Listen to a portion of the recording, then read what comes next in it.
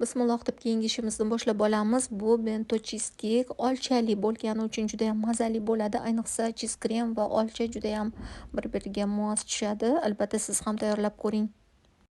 Eslatma sifatida shuni aytaman, jelatin tanlaganimizda har doim sifatli ko'ringli jelatindan foydalaning. Shunda sizni aslo uyaltirib qo'ymaydi va xohlagan natijangizni ola olasiz.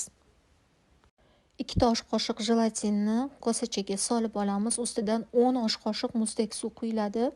20 daqiqaga bo'ktirib qo'yiladi. Yaxshi jelatin juda ham tez bo'kadi. Hattoki 10 daqiqada ham bo'kib qoladi. Endi bizga shunaqa pisochniy pechenye kerak bo'ladi. Pisochniy pechenyeni blenderda yoki bo'lmasa jovada ham mayda qilib maydalab olishingiz mumkin. 120 gram pechenyeni maydalab olgan edik. Buni ustiga 80 gramda issiqqina sariyog'ni eritib qo'shib aralashtirib olamiz. 15 diametrli qolipni tagiga idish qo'yamiz va pechenyeni yaxshilab ustini bostirib olamiz, teshik joylari qolib ketmasin. Endi xolodilnikka qo'yib turamiz. Keyingi ishimiz krem tayyorlash, cheese krem tayyorlaymiz. Birinchi navbatda bizga 400 gram qaymoq kerak bo'ladi. 200 gram cheese krem soldik. Xohishga qarab siz proporsiyasini biroz ko'paytirishingiz ham mumkin. Ikkalasini uyg'unlashtirilgan holatda saxarli pudradan 150 gramda solib olaman. Ustidan vanilin qo'shib aralashtirib olaman. Agar shiraxo'r bo'lsangiz, albatta saxarli pudrani ko'paytirishingiz mumkin. Endi eritilgan jelatinni vodяной banyada eritsangiz ham bo'ladi yoki mikrovolnovkada eritsangiz ham bo'ladi. Issiqligida solib aralashtirib olasiz.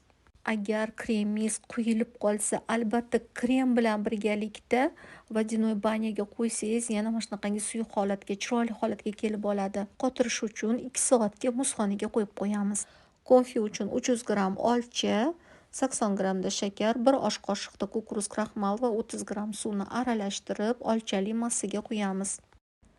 Mana quyib oldik. Endi tez quyiladi. E'tibor bilan kovlab tursangiz, juda ham quyilib ketmasin. O'rtacha quyuqlikda bo'lganda olsangiz, soviganda o'zi shundoq ham chiroyli holatda qotadi. Endi qotgan cheese kremlar ustidan yetarlicha qilib solib olasiz va yana birozgina qotirishga olib qo'yasiz. Mana siz bilan yana bitta cheesecake turini o'rganib oldik. Faqatgina olcha emas, boshqa mevalarni yaxshi ko'rsangiz, albatta boshqa mevalar bilan ham tayyorlashingiz mumkin.